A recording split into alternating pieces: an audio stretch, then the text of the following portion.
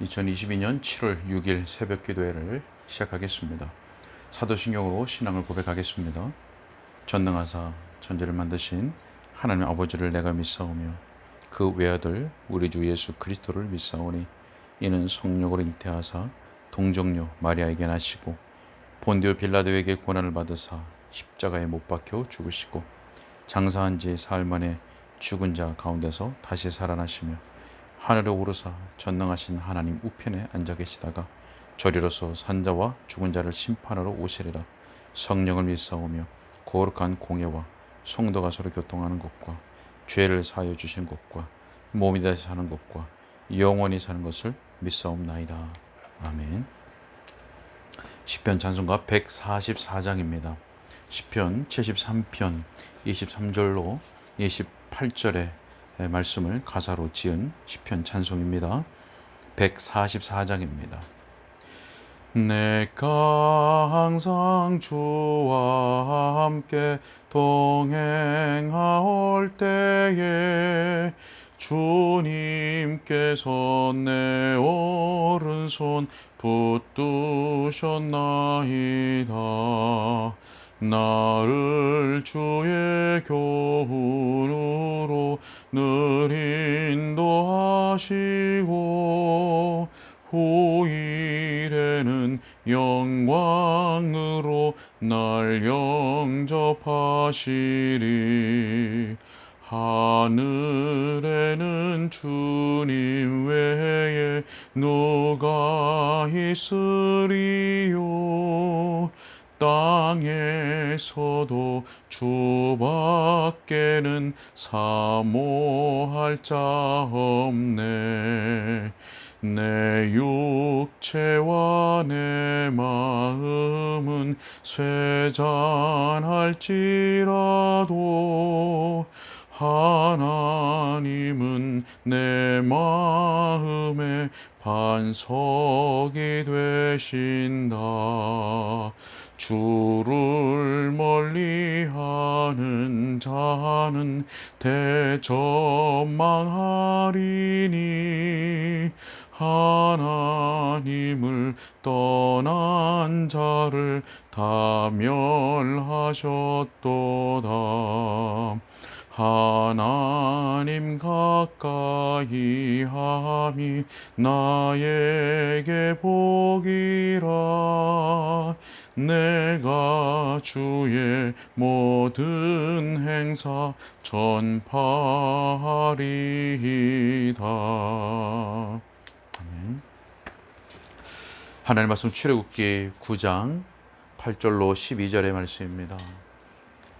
출애굽기 9장 8절로 12절의 말씀입니다. 제가 봉독하겠습니다.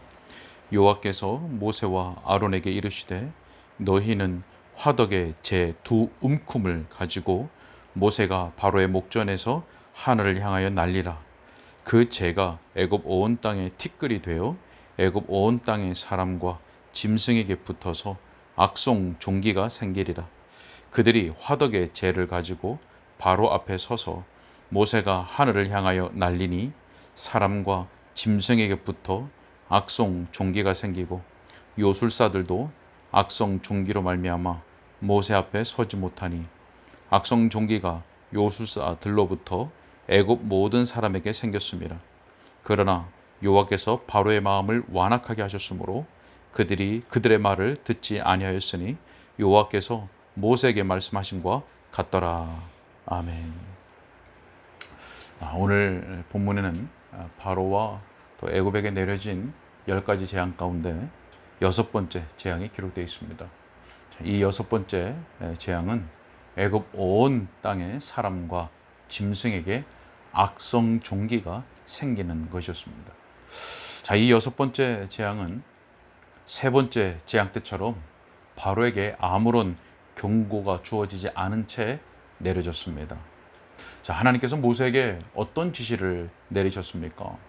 8절과 9절의 말씀을 다시 한번 읽겠습니다. 8절과 9절에 여호와께서 모세와 아론에게 이르시되 너희는 화덕의 제 두 움큼을 가지고 모세가 바로의 목전에서 하늘을 향하여 날리라. 그 죄가 애굽 온 땅에 티끌이 되어 애굽 온 땅의 사람과 짐승에게 붙어서 악성 종기가 생기리라. 자, 여러분, 하나님께서 이렇게 명령하셨습니다.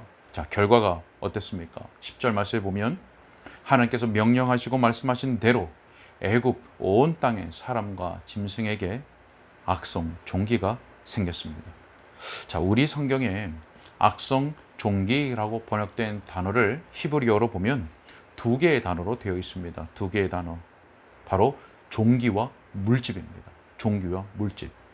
여러분, 그래서 단어대로 하라면 모세가 재를 공중에 뿌렸고 그 재는 티끌, 다시 말해서 먼지가 되어서 애굽 온 땅의 사람과 짐승의 몸에 붙었을 것입니다.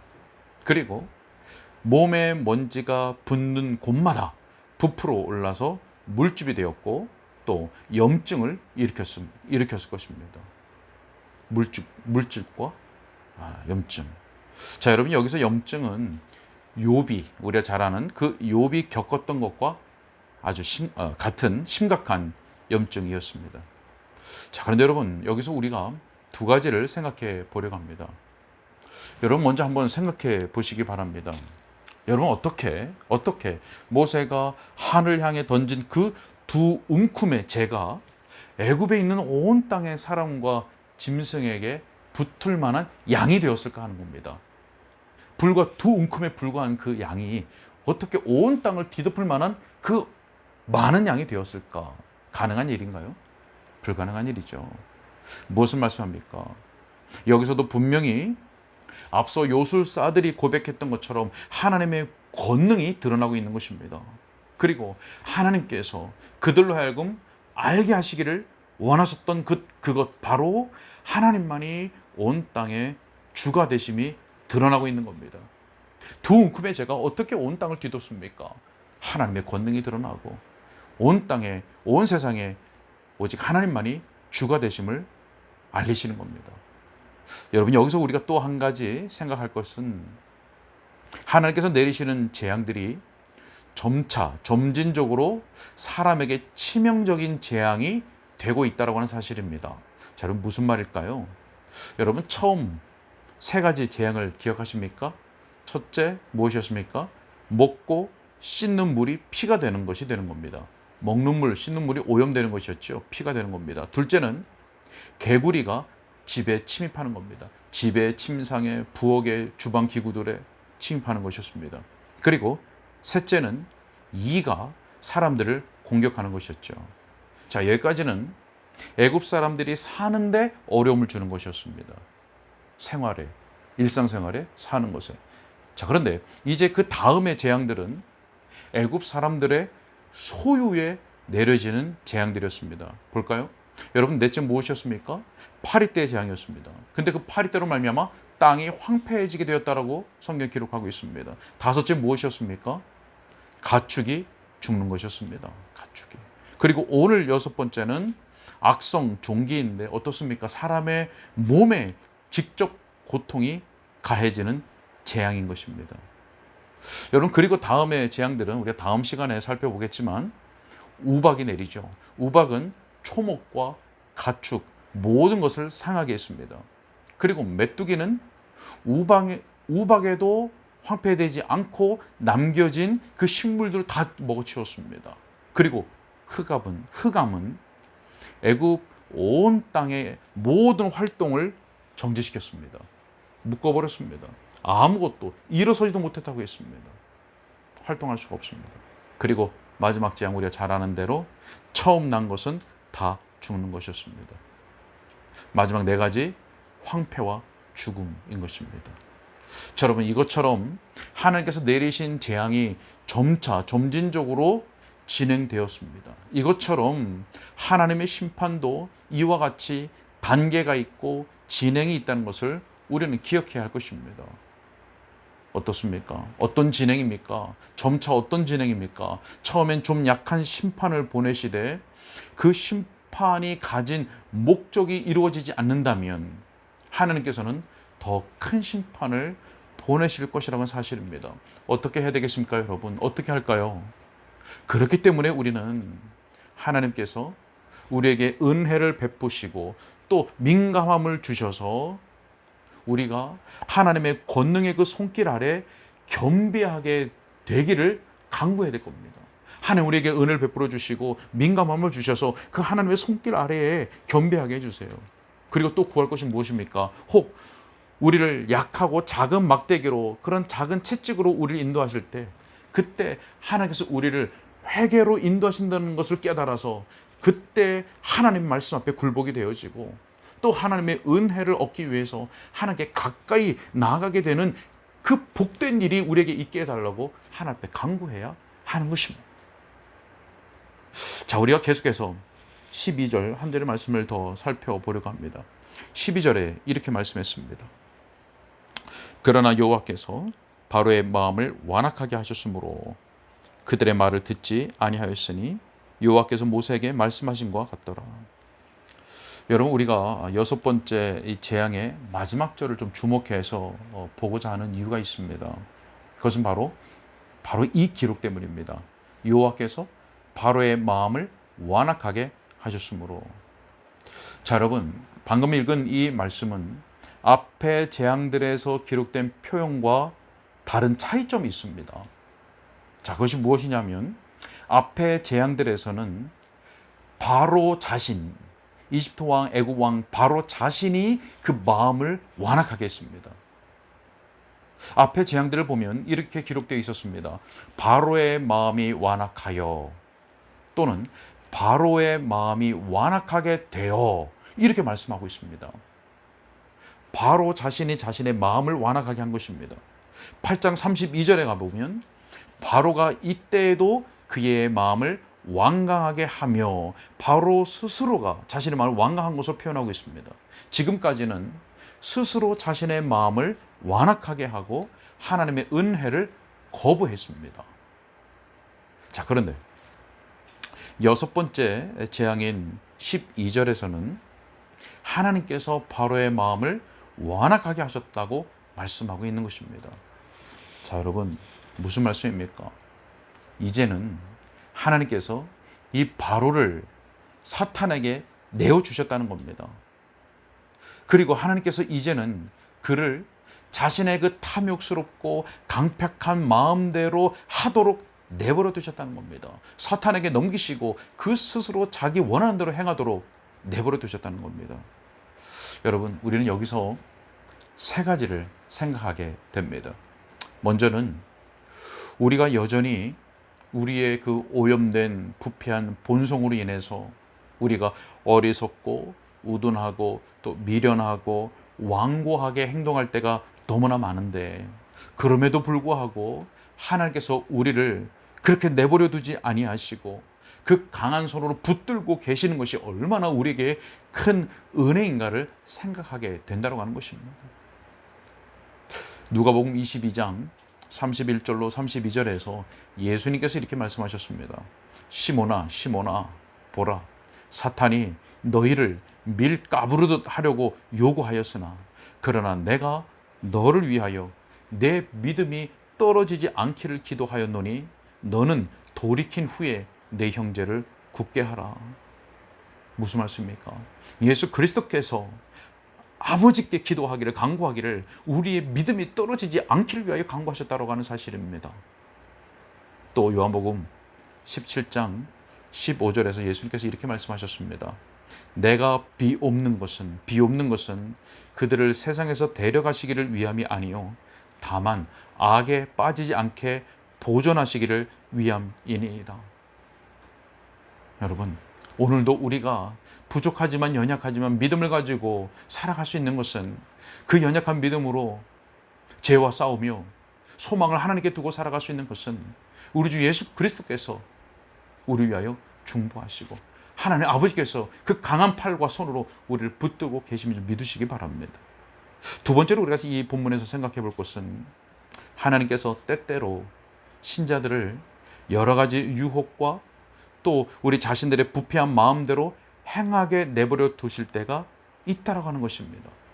다른 말로 하면 방금 앞에서 말했던 우리를 내버려 두시지 않는 그 은혜를 잠시 거두신다는 말입니다. 은혜를 거두신다. 자, 여러분, 방금 앞에서는 우리가 그렇게 하지 않도록, 우리가 그렇게 되지 않도록 붙드시는 은혜를 베푸신다라고 했는데, 여기서는 마치 정반대의 말을 하는 것처럼 느껴질 수가 있겠습니다. 그러나 여기에서도 역시 하나님의 지혜와 선하심과 은혜가 담겨져 있습니다. 어떤 내용일까요? 자, 여러분, 하나님께서 비록 우리가 신자이지만 우리의 죄를 허용하시고 또 우리의 부패한 마음대로 행하게 내버려 두실 때가 있습니다. 그런데 그렇게 하시는 데는 이유가 있겠죠. 그 이유는 우리가 거듭났다 할지라도 우리의 부패성이 얼마나, 우리가 거듭난 자라 할지라도 우리가 가지고 있는, 여전히 지니고 있는 그 부패성이 얼마나 지독한지를 깨닫게 하시기 위한 목적이 있는 것입니다. 그리고 하나님께서는 우리가 범죄했을 때 우리의 죄에 대해서 징계하시는데, 그 징계로 말미암아 우리로 하여금 이제는 더 죄를 미워하게 만들게 하시고, 또 우리로 하여금 더 죄와 싸우게 하시고, 그래서 하나님의 은혜가 얼마나 소중한지를 깨달아서 우리로 하여금 은혜를 더 간절하게 사모하게 하시려는 목적이 그 안에 담겨져 있는 것입니다. 자, 마지막으로 우리가 한 가지 더 생각해 볼 것은, 의도적으로 우리의 마음을 완고하게 할 때 하나님께서는 그것을 미워하시고, 그래서 하나님께서는 징계하신다는 사실입니다. 의도적으로 우리의 마음을 완고하게 할 때 하나님은 우리를 징계하십니다. 여러분, 방금 앞에서 하나님께서 우리를 우리의 부패함대로 행하도록 내버려 두지 않는 은혜를 말씀드렸습니다. 첫 번째였습니다. 두 번째는, 그러나 때로는 우리가 우리의 부패함을 따라서 행하도록 내버려 두신다고 하는 두 번째를 말씀드렸습니다. 자, 하나님께서 우리를 내버려 두시면 우리는 죄를 짓게 되겠죠. 자, 그렇게 우리가 죄를 짓게 되면 하나님은 우리를 내버려 두신 그 목적, 우리를 내버려 두신 그 효과를 얻으시기 위해서 어떻게 하시겠습니까? 책망하십니다. 말씀으로 책망하십니다. 그리고 상황들로 책망하십니다. 그리고 우리의 양심이 굉장히 괴롭게도 하십니다. 그리고 때에 따라서는 작은 채찍, 작은 징계를 주실 때가 있습니다. 자, 그런데 그때 우리가 어떻게 되겠습니까? 하나님 앞에 엎드리고 회개하고 굴복하고 하나님을 인정하고 회개해야 될 것인데, 그때 우리의 마음을 의도적으로 완고하게 하고 하나님의 부르심에 대해서 의도적으로 우리의 눈과 귀를 닫으면 하나님은 더 크고 강한 책망과 징계를 주시는 것입니다. 물론 이것은 하나님께서 택한 자들을 더욱 하나님의 사람으로, 하나님의 거룩한 백성으로 온전하게 하시는 은혜의 원리인 것입니다. 택한 자에게 주어지는 은혜인 것이죠. 여러분, 우리가 이러한 하나님의 은혜의 원리를 우리가 안다면 더욱 우리는 하나님의 말씀에 주의해야 할 것이고, 하나님 앞에서 우리의 마음을 더욱 겸비하게 해야 할 것입니다. 그리고 무엇보다 하나님께서 우리의 마음에 은혜를 주시기를 날마다 간구해야 할 것입니다. 말씀을 맺으러 갑니다. 여러분, 하나님은 가축의, 앞선 재앙에서 가축의 죽음에도 회개하지 않고 있는 그 바로에게 이제는 그들의 몸에 직접적으로 고통을 가져오는 재앙을 보내셨습니다. 약한 심판에 엎드리지 않을 때 더 큰 것으로 심판하시는 것입니다. 우리는 하나님의 권능 아래에 겸비한 마음을 가지고 있으십니까? 우리는 때로 하나님께서 작은 채찍들을 통하여서 우리를 회개와 또 겸비한 마음으로 이끄실 때, 우리는 그렇게 겸비한 마음, 낮아진 마음으로 하나님 앞에 엎드리며 그의 말씀 앞에 굴복하며 하나님께로 가까이 나아가고 있습니까? 우리가 지금 하나님의 내버려 두시지 않는 그 은혜로운 간섭 아래에 있다면 우리는 그 은혜가 얼마나 소중한지를 생각하고 더욱 하나님 앞에 겸비한 마음과 또 그 감사와 감격에 합당한 행실로 살아가야 할 것입니다. 그러나 혹 우리의 부패한 본성을 따라서 하나님 앞에 죄를 짓고 있었다면 그리고 그래서 하나님의 책망 가운데 있다면 그 또한 우리를 하나님의 사람으로 온전하게 하시려는 그 하나님의 은혜로운 역사인 것을 깨달아야 할 것입니다. 그래서 우리의 마음을 낮추고 죄와 싸우는 가운데 하나님의 은혜로 인한 그 회복을 더욱 갈망하고 강구해야 할 것입니다. 사랑하는 우리 은가람 교회 여러분, 하나님의 그 지혜로우시고 선하시고 은혜로우신 그 역사가 우리의 심령과 우리의 삶에 늘 충만하게 부어져서 우리가 하나님의 사람으로서 더욱 온전하게 되고 우리의 평생에 하나님과 그 은혜를 더욱 갈망하고 사모하는 그런 삶을 살아갈 수 있기를 우리 주 예수님의 이름으로 축복합니다. 기도하겠습니다. 하나님, 오늘도 살아계신 하나님의 생명의 말씀을 우리에게 주셔서 감사합니다. 하나님, 오늘도 우리는 하나님 앞에 내세울 곳 없는 연약하고 불충한 죄인이건만 항상 우리를 선하심과 은혜와 자비하심과 국률하심으로 호의하게 호의롭게 대해주시니 감사합니다. 우리가 오늘도 하나님의 특별한 그 은혜와 보호하심 가운데 살아가고 있음을 알게 하시고, 그래서 우리가 항상 하나님의 주 되심과 또 그 말씀 앞에 겸비할 수 있도록 도와주시며 때마다 일마다 오직 하나님의 은혜를 갈망하는 그러한 자들이 될 수 있도록, 그러한 삶의 자세를 가질 수 있도록 도와주시옵소서. 하나님, 혹 우리 가운데 의도적으로 완고한 마음의 상태에 있는 자가 있거나 혹은 무지함으로 인하여서 완고한 상태 가운데 있는 자가 있다면 하나님의 말씀과 부르심을 깨닫게 하여 주시고, 그래서 그 앞에 나 자신을 처 복종시키는 그런 회복의 은혜를 베풀어 주옵소서. 오늘도 우리 사랑하는 은가람 교회의 모든 성도들의 건강과 가정과 사업장을 지켜주시기를 간절히 소원하옵고 우리 주 예수 그리스도 이름으로 기도하옵나이다.